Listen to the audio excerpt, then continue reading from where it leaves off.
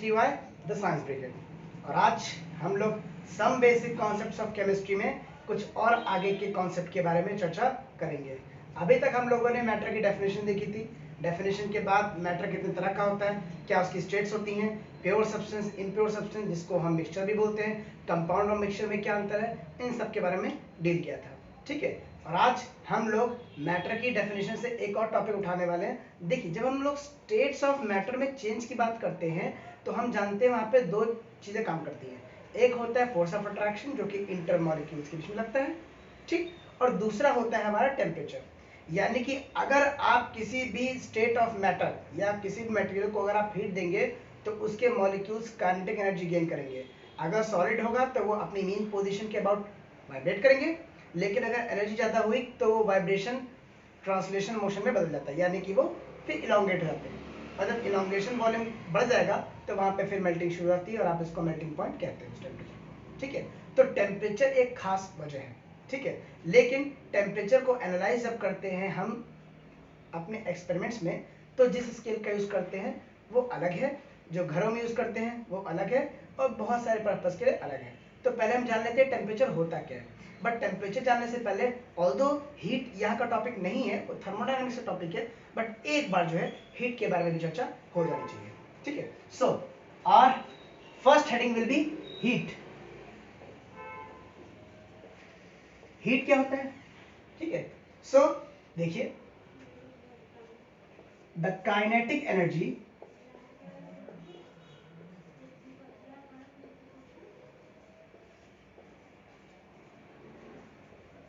of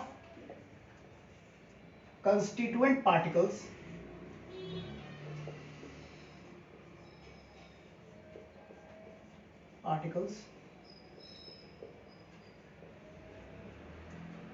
gained due to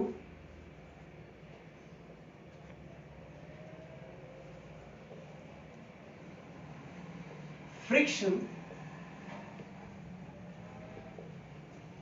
is called heat. ठीक है, यानी कि अगर आप कोई भी दो चीजों को, मैटर किसी भी स्टेट का हो सकता है, आप उसको रब करें, आप अपने हाथ रखिए। आप जानते हैं ठंड में हम क्या करते हैं, अपने हाथ रब करते हैं ताकि हमको हीट मिलती रहे। ठीक है, जब आप हाथ रब करते हैं तो हाथ के सरफेस पे जो एटम्स, मॉलिक्यूल्स या एंटिटीज होंगी, वो एंटिटीज दूसरे वाले हाथ की एंटिटीज के से क्या करती हैं, रब होती हैं, जिससे फ्रिक्शन जनरेट होता है, और उस फ्रिक्शन की वजह से यहाँ पर हीट जनरेट होती है, क्योंकि मॉलिक्यूल्स में काइनेटिक एनर्जी आती है। ऑफ कोर्स ये सॉलिड पिघल हाथ नहीं आता है, इसलिए वो वाइब्रेट करेंगे मीन पोजीशन के अबाउट। और आप काइनेटिक थ्योरी ऑफ मैटर में देखेंगे कि energy, that is kinetic energy of molecule जो होती है वो टेम्परेचर के प्रोपोर्शनल होती है। और इसको रिफाइंड वे में लिखते हैं तो it is written as 3/2 kBT, where kB is called Boltzmann constant. ये तो खैर बात की बात है, इसका वैल्यूज भी आते हैं तो इसके बारे में चर्चा भी नहीं करेंगे। ठीक है, लेकिन एनर्जी टेम्परेचर के प्रोपोर्शनल होती है, ये बात पक्की हो गई थी।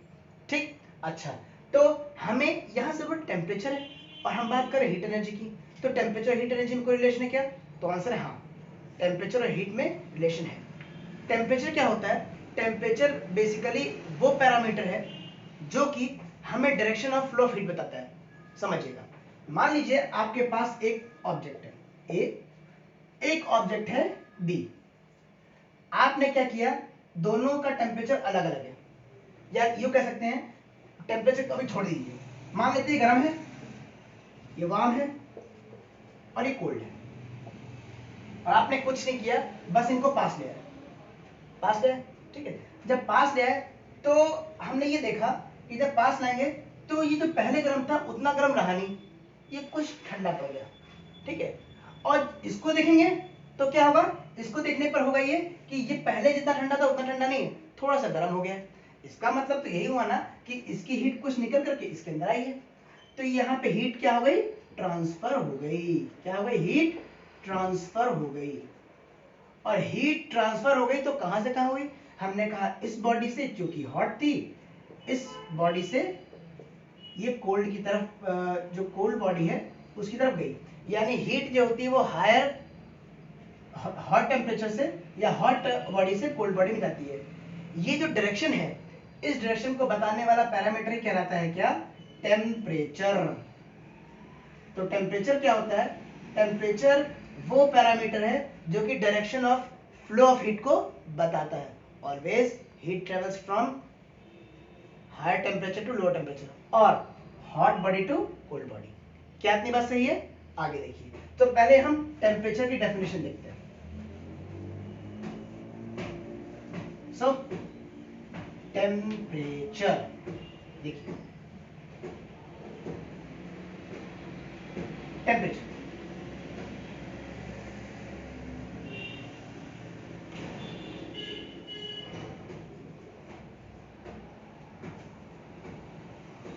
the parameter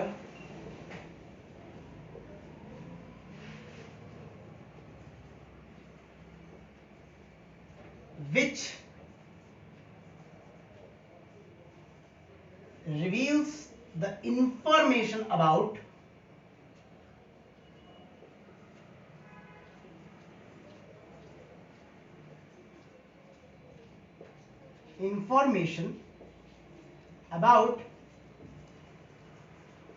the direction of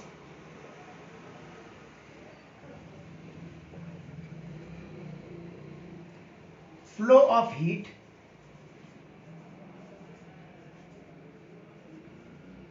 is called temperature। इसको टीएमपी डॉट लिखते हैं, ये एब्रिविएशन इसका, ठीक है। So temperature is defined as the parameter. Parameter कोई भी एक कांस्टेंट टर्म होगा, कुछ भी होगा, कुछ भी, जो कि क्या करता है, कुछ इंफॉर्मेशन रिवील करता है, इंफॉर्मेशन दिखाता है या बताता है किस बारे में, कि हीट का फ्लो किस डायरेक्शन में हो रहा है। हॉट बॉडी से कोल्ड बॉडी हो रहा है, लेकिन हॉट बॉडी इधर है किधर है इसके बारे में कोई बात नहीं हुई है, ठीक है। और ये एक खास बात और बताता है कि कितनी हीट गई है, ठीक है। अगर आपको 10th क्लास में याद होगा तो हीट में जो आईसीसी बोर्ड वाले बच्चे पढ़े हैं वो उन्होंने पढ़ा होगा कुछ हीट कैपेसिटी के बारे में, हीट कैपेसिटी प्रोपोर्शनल होती है टेम्परेचर के, कुछ ऐसी बात। अगर नहीं पढ़ा तो कोई बात नहीं, अभी हम लोग उसको भी चर्चा कर लेंगे, ठीक। इतनी पसंद आ गई? आगे देखते हैं। तो हमने कहा कि जो हमारा टेम्परेचर है वो पैरामीटर है जो कि इंफॉर्मेशन बताता है हमको कि हीट किस डायरेक्शन में फ्लो की। भाई पैरामीटर तो नापेंगे भी, तो नापने के लिए कुछ यूनिट भी चाहिए होगी। भाई आपके घर में दूध आता है? आता है? आता है। कितना आता है? एक क्या, लीटर, मीटर, किलोमीटर, क्या? तो आप बताएंगे लीटर। क्या है ये यूनिट है। तो इसकी भी कुछ यूनिट होगी कि नहीं होगी? बिल्कुल होगी। तो इसकी क्या यूनिट है देखते हैं, ठीक है। तो टेम्परेचर की बेसिकली 3 यूनिट्स होती हैं आमतौर पे, ठीक है। देखिए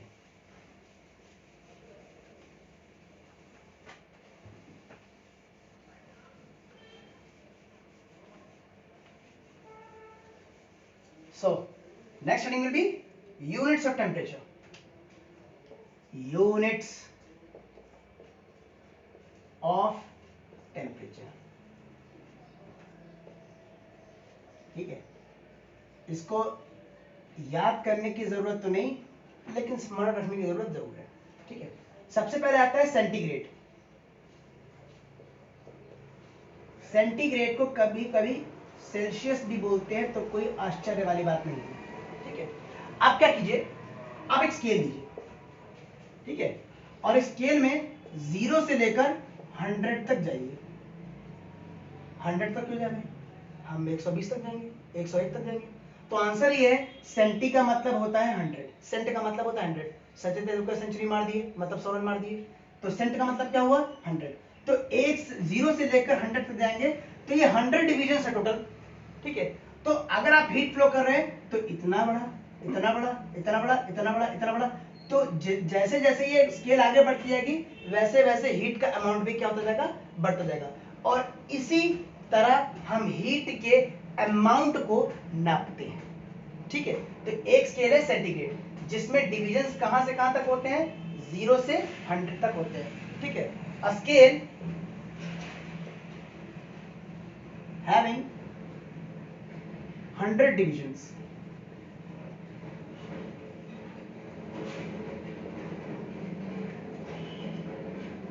is called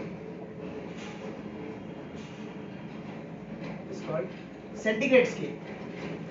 centigrade स्केल। भाई सही बात है, चलो ठीक है, मान लिया कि भाई कुछ डिवीजन हो गए, 100 हो गए, हम 2 से शुरुआत करें, 2 से ले और 102 तक जाए, अभी तो 100 डिवीजन है, तो 0 से 100 तक ही क्यों? ठीक है, तो बता दूं कि जो आपकी स्केल है उसमें 0 फिर 100, क्लियर। 0 होता है freezing point of water, freezing point of water, यानी कि पानी इतने टेम्परेचर पे फ्रीज हो जाता है। पहले ये जो ऑब्जर्वेशन हुई थी हीट के ट्रांसफर की, ये वाटर पे ही हुई थी, इसीलिए 0 से ये फ्रीजिंग स्टार्ट होती है, यानी कि इस टेम्परेचर पे वाटर जो कन्वर्ट हो जाएगा आइस में, और ये है हमारा boiling point, boiling point of water, ऐसे लिख सकते हैं, क्लियर। तो ये एक स्केल है। नेक्स्ट स्केल है हमारा फ़ारेनहाइट स्केल। भाई बुखार कितना है? 105 है, 103 है, अरे बड़ा जाड़ा आ रहा है, ठीक है। तो क्लिनिक्स में जो थर्मोमीटर यूज होते हैं, थर्मो मतलब होता है हीट, मीटर मतलब मेजरमेंट, हीट का मेजरमेंट कर रहे हैं यानी टेम्परेचर नाप रहे हैं। अभी ये तो बताया कि काइनेटिक एनर्जी जो होती है प्रोपोर्शनल टेम्परेचर के, ऐसे भी बता रही है, ठीक है। So next scale is Fahrenheit scale.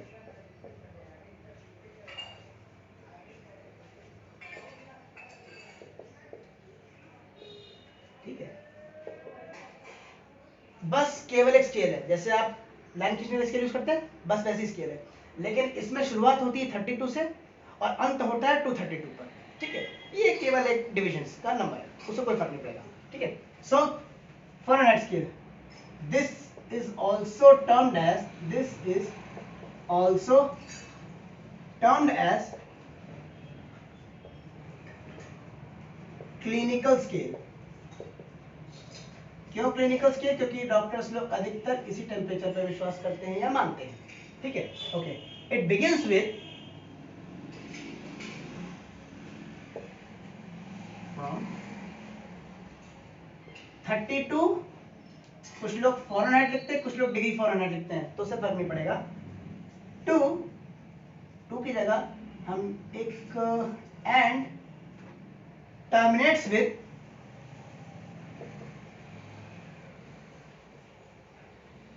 with 232 Fahrenheit, okay, clear.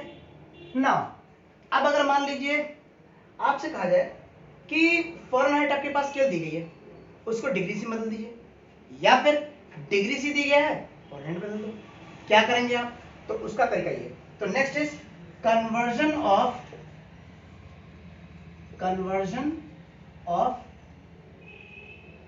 Degree C into Fahrenheit, ठीक है। तो एक रिलेशन दे रहे हैं, उससे दोनों हो जाएंगे, तो F can be written as 9/5 degree C plus 32, ठीक है।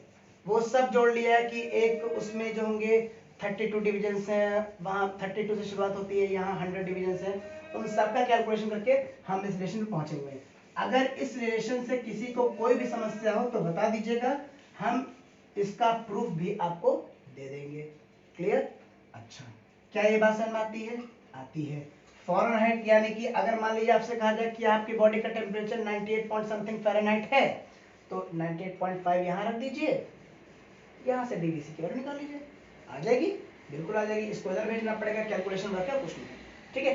तो ये एक और मेथड है, ठीक है। सो नेक्स्ट हमारा जो कि एक्सपेरिमेंट के लिए बहुत ज्यादा यूजफुल है, और वो है kelvin scale. Next is kelvin scale.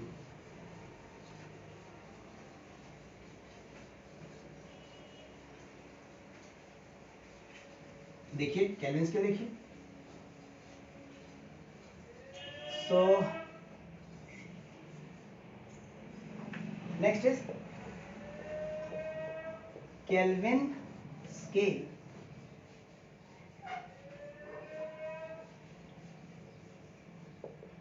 ठीक है, इस स्केल को एक नाम और है, this scale is also termed as क्या कहते हैं? Absolute temperature scale, absolute temperature scale, ठीक है। इट बिगिंस विथ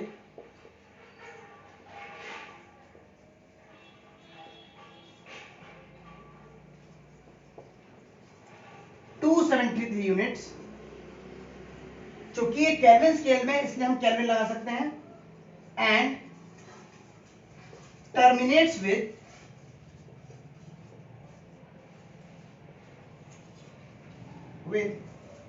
हालांकि इंफिनिटी तक की जा सकता है, टेम्परेचर कितना भी हो सकता है, इनफाइनाइट हालांकि कुछ होता नहीं है, लेकिन कुछ ना कुछ टेम्परेचर आता है। जैसे आपका सन का टेम्परेचर 5000 डिग्री सी है, तो उसको केल्विन बदल सकते हैं, तो ये जरूर नहीं कि इस स्केल तक है, लेकिन स्केल यहाँ तक बनाएंगे, उसको आप एक्सटेंड कर सकते हैं, ठीक है। तो ये 373 केल्विन मानते हैं, ठीक है। आपको बता दें, किसी भी एक्सपेरिमेंट में ये केल्विन स्केल ही काम आती है, ठीक है।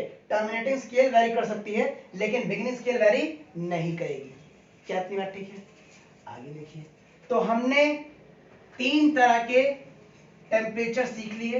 हमने सीख लिया डिग्री सेंटीग्रेड क्या होता है, हमने सीख लिया फ़ारेनहाइट क्या होता है, और हमने केल्विन स्केल भी देख ली।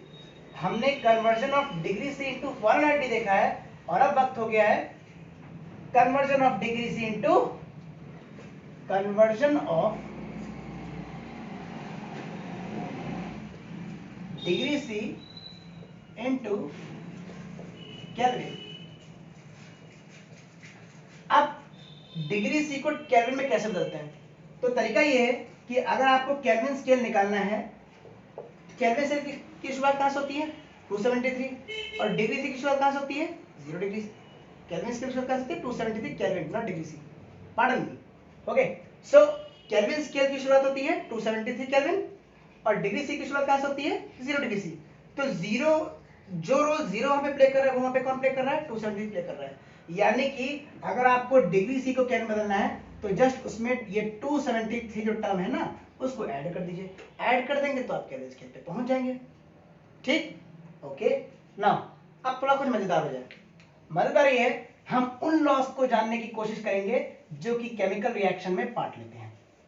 ओके, केमिकल रिएक्शन हो रही है तो इसका मतलब ये नहीं कि बस होती चली जा रही है, उसके भी कुछ रूल्स एंड रेगुलेशंस होते हैं, और उन रूल्स एंड रेगुलेशन में को हम नाम देते हैं क्या? लॉज ऑफ केमिकल कॉम्बिनेशन,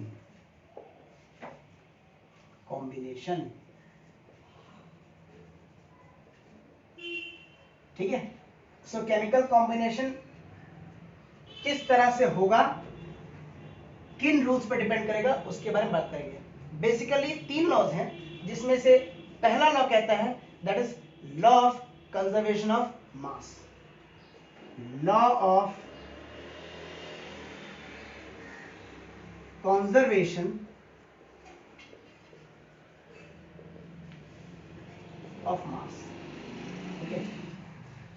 ये लॉ जो है सर एंशियन लेवॉइजर सर ने दिया था, जो कि फादर ऑफ केमिस्ट्री माने जाते हैं, और इन्होंने ये कहा था कि किसी भी केमिकल रिएक्शन में मास एक्स्ट्रा ना तो क्रिएट हो सकता है, ना ही मास लॉस होगा। यानी कि रिएक्टेंट के साइड और प्रोडक्ट के साइड, दोनों के साइड जो मास होंगे वो इक्वल होने चाहिए before the reaction and after the reaction. अब इसको लिखते हैं।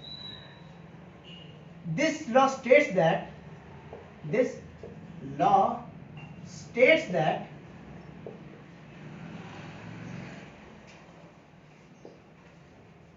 mass cannot be created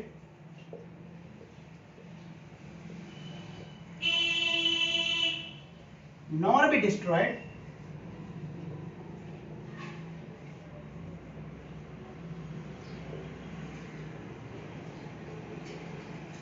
in a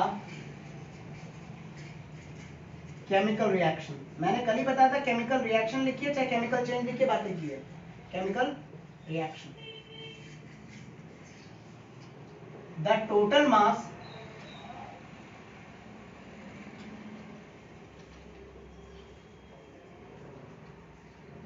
before and after chemical reaction, ये एब्रिविएशन है,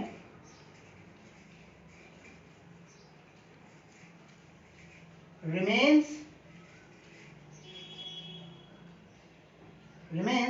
सेम, यानी कि रिएक्शन शुरू हुई है तब जितना टोटल मास था उतना ही आपको आखिरी मिलेगा। हो सकता है कि जो मान लीजिए दाल लेते हैं, दाल आप उबाल रहे हैं, दाल बनाने जा रहे हैं, तो दाल अभी आपने कितनी ली, 250 ग्राम ली, और आप बनाने के बाद आपको कितनी मिलेगी, 250 ग्राम ही मिलेगी, 250 ग्राम ही मिलेगी। यानी कि आप रिएक्शन शुरू करते हैं तब और रिएक्शन खत्म करते हैं तब, दोनों टाइम जो मास होगा वो कांस्टेंट रहेगा। This is what this law states. ठीक है, तो ये एंशियल लेवार्शियर सर ने दी थी, तो हिस्ट्री में इतना इंटरेस्टेड नहीं है, इसलिए मैंने इनका जो इन्होंने जो दिया था उसका नाम मैंने लिखा। ठीक है, सो नेक्स्ट है आपका law of constant proportion. Next is law of constant proportion. देखिए,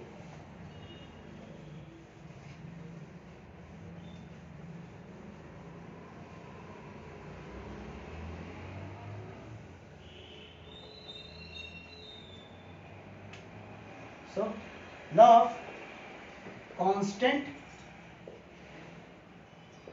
proportion।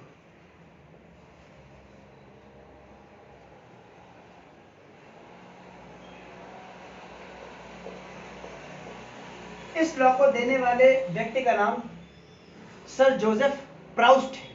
ठीक है, और ये लॉ ये कहता है कि किसी भी कंपाउंड, ध्यान दें ये कंपाउंड के लिए लागू होता है, किसी भी कंपाउंड को बनाने के लिए, किसी भी कंपाउंड को बनाने के लिए एटम्स एक फिक्स रेशियो में कंबाउंड होंगे, एटम्स किसी एक फिक्स रेशियो में कंबाइंड होंगे, रिगार्डलेस कि वो किस सोर्स से आ रहे हैं। ठीक, इससे कोई फर्क नहीं पड़ता वो कहां से आ रहे हैं, लेकिन जो रेशियो होगा वो बाय वेट होगा। क्या होगा, बाय वेट होगा। ठीक है, देखिए तो यहां पे कहा जा रहा है कि according to this law, according to this law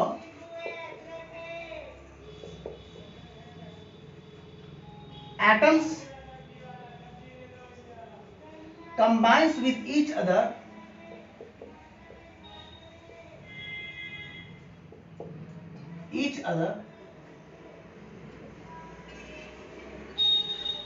in a fixed ratio, पहले थोड़ा दिस लिख लेते हैं, to form one molecule of compound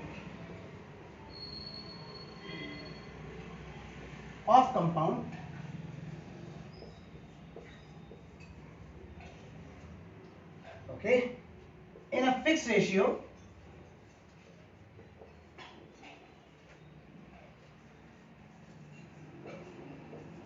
by weight, तो कंपाउंड की डेफिनेशन और इस लॉ में एक डिफरेंस है। डिफरेंस ये, कंपाउंड में एटम्स कंबाइन होते हैं बाय नंबर, यानी कि हाइड्रोजन जितना है उसका आधा ऑक्सीजन होगा, यही है ऑक्सीजन का दुगना हाइड्रोजन होगा, बाय एटम, यानी कि अगर ऑक्सीजन का एक एटम है तो हाइड्रोजन के 2 एटम होने चाहिए। ठीक, लेकिन यहां पर जो ये कांस्टेंट प्रोपोर्शन है ये बाय वेट चलता है। क्या चलता है, बाय वेट चलता है, प्लीज मार्क दिस। ठीक है, ओके, बात समझ आ गई। तो नेक्स्ट है हमारा, उसको बोलते हैं हम लॉ ऑफ मल्टीपल प्रोपोर्शन, जो कि अधिकतर बच्चों को नहीं समझ में आता है, तो उसको जरा ध्यान से देखिएगा।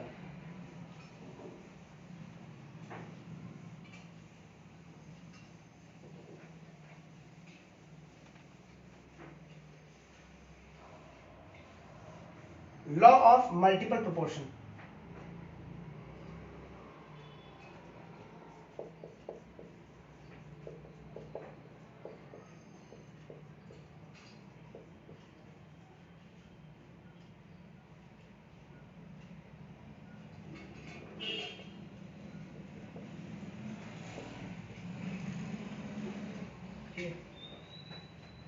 this law states that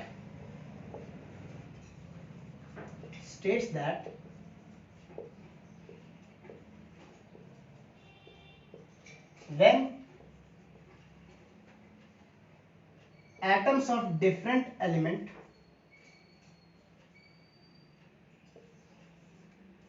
to different elements, अभी मैं जैसे एग्जांपल ले रहा हूं, combines with each other, combines with each other to form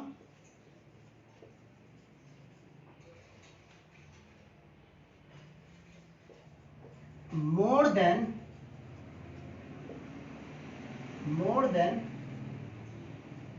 one compound.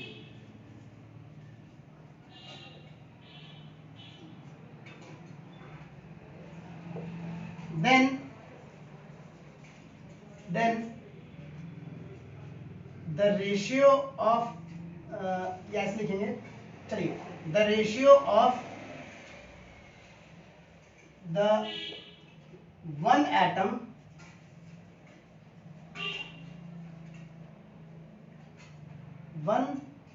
atom's weight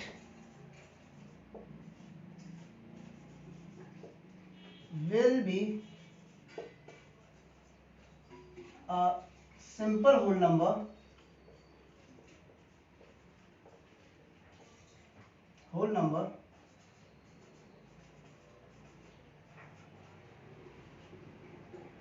with other one. Statement ना समझ में आए तो उसको जरा दोबारा देख सकते हैं हम एग्जाम्पल के थ्रू।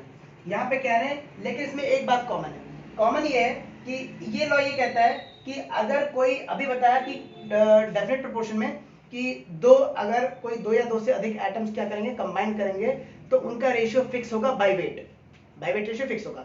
यहाँ पे मल्टीपल प्रोपोर्शन क्यों यूज किया जा रहा है, हमें क्यों जरूरत पड़ी? जरूरत इसलिए पड़ी कि अगर मान लीजिए दो एटम्स हैं, हाइड्रोजन और ऑक्सीजन को कंबाइन करने से क्या बनता है? वाटर बनता है, मजा आ गया। लेकिन अगर हाइड्रोजन ऑक्सीजन को कंबाइन करेंगे कुछ और बन गया तो क्या बन गया? एक जो कंपाउंड है वो और बन सकता है जिसका नाम है हाइड्रोजन पेरोक्साइड। तो हाइड्रोजन ऑक्सीजन के कॉम्बिनेशन से वाटर भी बनता है और हाइड्रोजन और ऑक्सीजन के कॉम्बिनेशन से हाइड्रोजन पेरोक्साइड बनता है।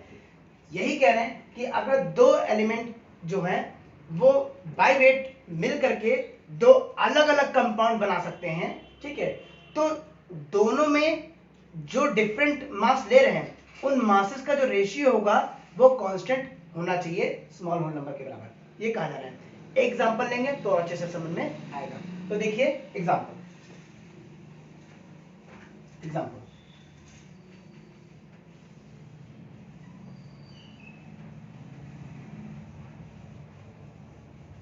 देखिए,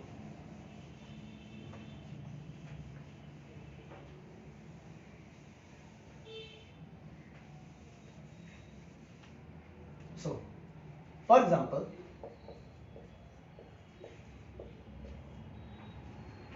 एक काम करते हैं, लेते हैं हम कार्बन, ठीक है, और उसका रिएक्शन कराते हैं ऑक्सीजन के साथ, ठीक है, क्या मिलता है? कार्बन डाइऑक्साइड मिलता है, मजा आ गया। अभी कार्बन का मास नंबर 12, ऑक्सीजन का 16, ठीक, 16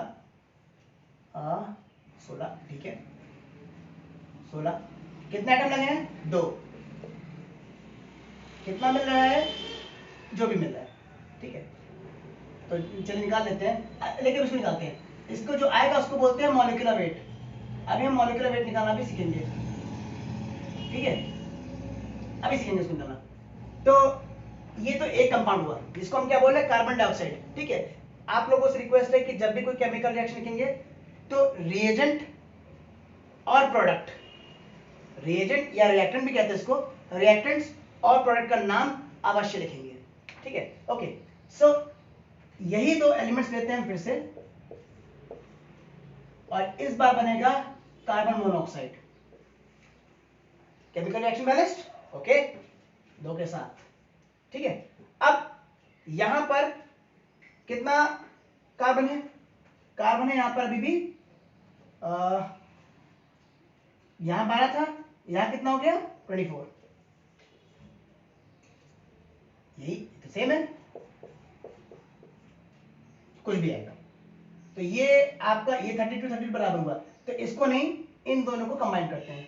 तो आप देखेंगे अभी बताया, यहां कार्बन ऑक्सीजन में मिलकर के कार्बन मोनोऑक्साइड कार्बन डाइऑक्साइड बना रहा है, इस रिएक्शन में कार्बन ऑक्सीजन मिलकर के कार्बन मोनोऑक्साइड बना है, ठीक है। यहाँ पर जिसका वेट सेम है उससे मतलब नहीं है, जिसका वेट सेम नहीं है उनका रेशियो देखेंगे तो कांस्टेंट आएगा। तो आप देख सकते हैं कि before reaction 1 and after reaction 1 उनका जो रेशियो आएगा वेट में, यहाँ पे 12 था और यहाँ पे 24 है, इसका मतलब ये कितना आया, ये आया 1:2। ये ratio simple whole number bear करेगा, यहाँ पे डेसिमल नंबर या यहाँ पे डेसिमल नंबर नहीं आ सकते, होल नंबर का ये मतलब है। क्लियर? अब हम सीखेंगे मॉलिक्यूलर वेट निकालना और ये बहुत बहुत बहुत ज्यादा इंपॉर्टेंट होने वाला है।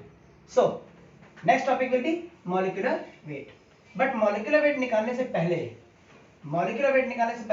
जरा एटॉमिक मास की तो बात हो जाए, क्योंकि हमने अभी देखा कि मैटर में मास होता है, मास की डेफिनेशन जान ली, बढ़िया, मजा आ गया। लेकिन जानने से सब कुछ नहीं होता है, आप सब कुछ जानते हैं, बहुत बढ़िया बात है, लेकिन अगर आप एक्सप्रेस ना कर पाओ तो बेकार है वो, ठीक है। सो सबसे पहले हम लिखेंगे एटॉमिक मास।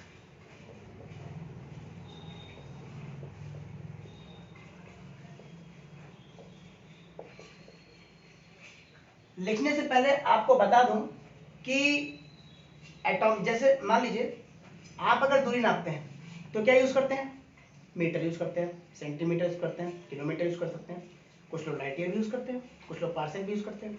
वैसे ही यहाँ पे मास नापने के लिए आप क्या यूज करेंगे, तो कोई एक स्टैंडर्ड यूनिट होनी चाहिए, ठीक है। जैसे हम मास को किलोग्राम में नाप सकते हैं या वेट है, ये कुछ है हमें नहीं पता, ठीक है। तो बता दो, अच्छा चलिए किलोग्राम रख लेते हैं, ठीक है। अब हम किलोग्राम रख रहे हैं, मान लेते हैं किलोग्राम रख लिया।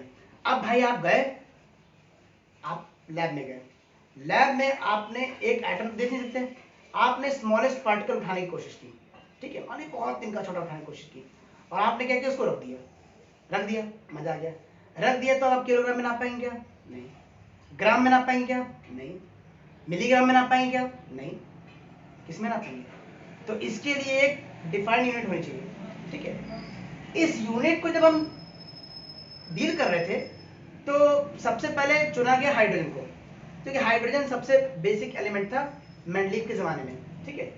तो जब हाइड्रोजन को चुना गया, तो जब हाइड्रोजन के साथ, अब भाई मेजरमेंट क्या होता है, अभी आप लोग जब फर्स्ट चैप्टर पढ़ेंगे तो उसमें मेजरमेंट भी एक टॉपिक आएगा।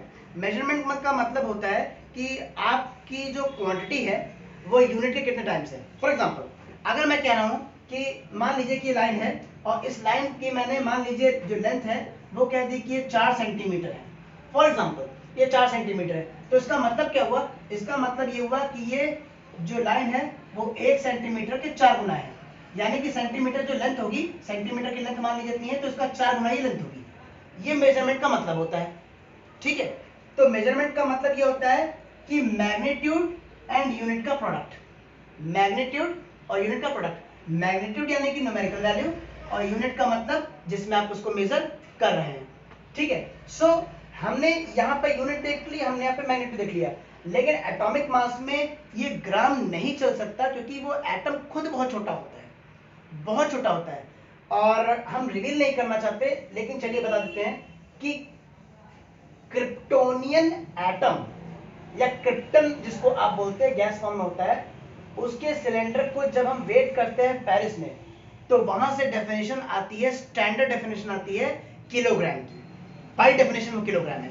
जैसे हमने कहा 1 सेकंड क्या होता है, तो आप कहते हैं कि टाइम हम रखते हैं कि 9,192,637,770 टिक्स ऑफ सीशियम एटम, यानी सीशियम एटम को अगर आप वाइब्रेट करेंगे तो 9,192,630,772 टाइम्स वो वाइब्रेट होगा, ठीक है। प्लस माइनस 2 और 0 में होता है सिग्निफिकेंट फिगर को। यहां पर वही काम है, यहां पर हम क्या करते हैं, यहां पर हम कर ये रहे कि हमको बाय डेफिनेशन यूनिट चाहिए, तो बाय डेफिनेशन हम यूनिट लेने वाले थे हाइड्रोजन की, लेकिन हाइड्रोजन में हुआ ये कि जब हम हाइड्रोजन के साथ कंपैरिजन करते बाकी एटम्स का, ठीक है, तो कुछ का मास जो है वो बहुत ज्यादा आ रहा था जो कि ऑब्जर्वेबल नहीं था। अब क्या किए थे, फिर हमने चूज किया ऑक्सीजन को, क्योंकि हाइड्रोजन के बाद ऑक्सीजन आता है। क्यों, क्योंकि हाइड्रोजन के बाद जो डिस्कवर हुआ था वो ऑक्सीजन डिस्कवर हुआ था, सर हेनरी कैवेंडिश ने किया था, ठीक है। तो जब ऑक्सीजन के साथ देखा गया तो मास तो सेम आ गया, लेकिन एक दिक्कत फिर हो गई, वो डेसिमल के बाद इतने ज्यादा नंबर आ रहे थे कि उसको संभाल पाना मुश्किल हो रहा था। अब समस्या हो गई, तो आखिरी में कार्बन 12 को लिया गया। कार्बन 12 इसलिए बोलना जरूरी है कि कार्बन के आइसोटोप्स मौजूद होते हैं, जिसमें से C14 जो होता है वो रेडियो एक्टिव है, इसलिए हम उसको नहीं ले सकते। तो कार्बन 12 को जब हमने लिया तो ये पाया कि जैसे ही हमने कार्बन 12 लिया तो मोस्ट ऑफ द जो मासेस हैं वो होल नंबर में कन्वर्ट हो गए, तो उनको याद रखने में इजीनेस होने लगी। तो इसलिए जो रिवाइज डेफिनेशन है यूनिट की या एटॉमिक मास यूनिट की या एटॉमिक मास की, वो हम लेते हैं क्या, वो हम लेते हैं कार्बन एटम को एज स्टैंडर्ड। ठीक है, तो देखिए द मेजरमेंट ऑफ, या ऐसे लिखिए द नंबर ऑफ टाइम्स या the mass of atom, the mass of one atom which tells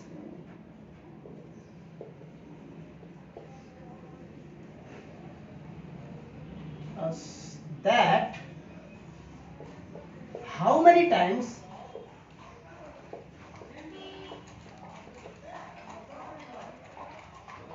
the atom is heavier than 1/12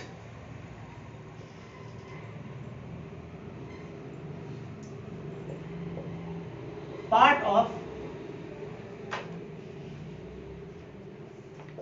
carbon atom.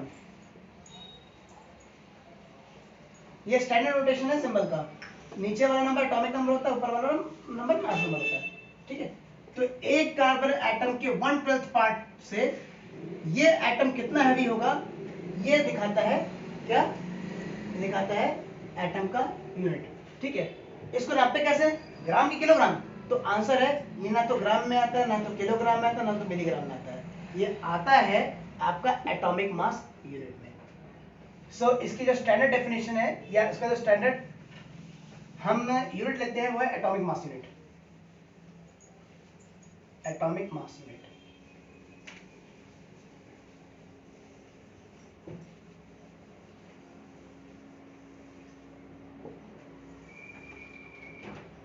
The unit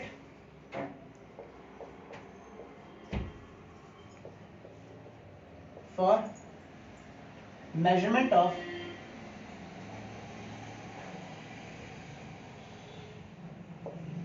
mass of atom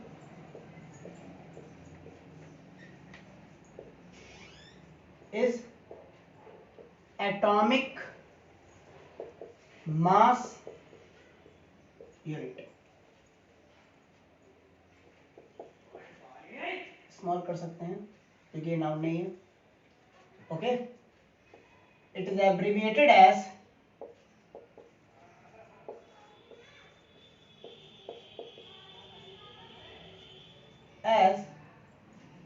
AMU, atomic mass unit.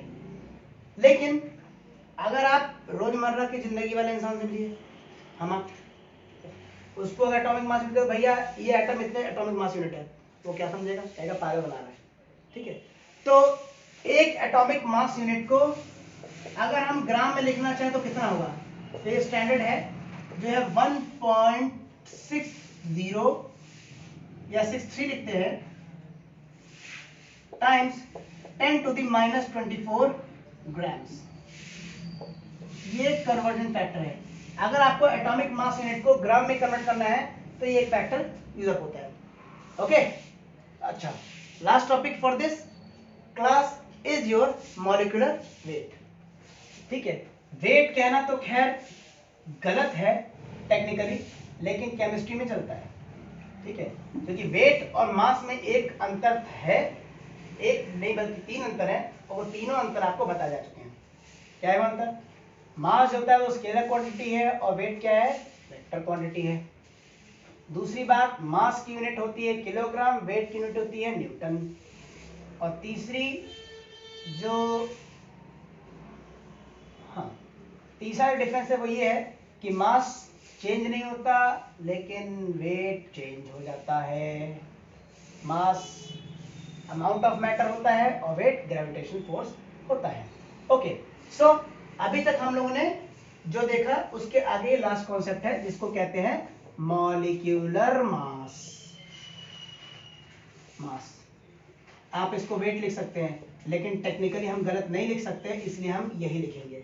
ठीक है, okay, सो चलते हैं। इसके लिए आपको एक चीज बताना चाहिए, ओवे मास नंबर। ठीक है, मान लीजिए मैं एक एग्जांपल लेके आपको मास नंबर कैलकुलेट करना सिखा रहा हूँ, वो मास नंबर कह रहा हूँ, मॉलिक्यूलर वेट निकालना सिखा रहा हूँ। प्लीज ध्यान से देखिएगा और ना समझ में तो कमेंट सेक्शन में अवश्य बताइएगा।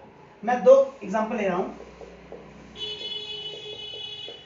ठीक है, एक लेता हूँ H2SO4। ठीक है, एक और ले लेते हैं, चलिए ले लेते हैं HNO3। ये sulphuric acid king of acid और ये फ्यूमिंग नाइट्रिक ऑक्साइड। ठीक है, ओके, सो पहला इसको लेते हैं। तो निकालने का तरीका क्या है, आपको मास नंबर सबको पता होना चाहिए, तो मैं पहले लिख दे रहा हूं कि मास नंबर सबके कहते हैं। हाइड्रोजन का मास नंबर 1 है, सल्फर का 32 होता है, 32 होता है, ऑक्सीजन का 16 होता है और नाइट्रोजन का 14 होता है। ठीक है, ओके, चलिए चलते हैं। तो पहला पॉइंट देखिए, हाइड्रोजन का मास नंबर कितना है 1, ध्यान से देखिएगा, हाइड्रोजन का मास नंबर कितना है 1 मल्टीप्लाई हाइड्रोजन के कितने एटम हैं 2, फिर हाइड्रोजन का मास नंबर है 1, हाइड्रोजन के कितने एटम हैं 2, तो 2 से मल्टीप्लाई। क्या ये एलिमेंट खत्म हो गया, मतलब इसका काम हो गया ना। ठीक है, काम खत्म हो गया मतलब कि प्लस। अब सल्फर का मास नंबर कितना है 32, इसके नंबर ऑफ एटम कितने हैं भाई, यहां तो कुछ नहीं लिखा तो 1 माना जाएगा, प्लस ऑक्सीजन का मास नंबर 16, कितने एटम्स हैं 4। यानी कि आपको mass number multiply by number of atom करना पड़ेगा फॉर दिस कंपाउंड। ठीक है, और जब एलिमेंट खत्म हो जाएगा तो आप प्लस लगाते चले जाएंगे। ठीक है, so it will be 2 + 32 + 64। Correct, calculation कर सकते हैं, it will be 34 plus it will be 64 and it will give you 98 units. ठीक, ओके, बात समझ आ गई। तो इस तरह से हम कैलकुलेशन करते हैं। ठीक है, आइए एक और एग्जांपल लेते हैं और उससे समझने की कोशिश करते हैं। ठीक है, एक और एग्जांपल लेते हैं, देखिए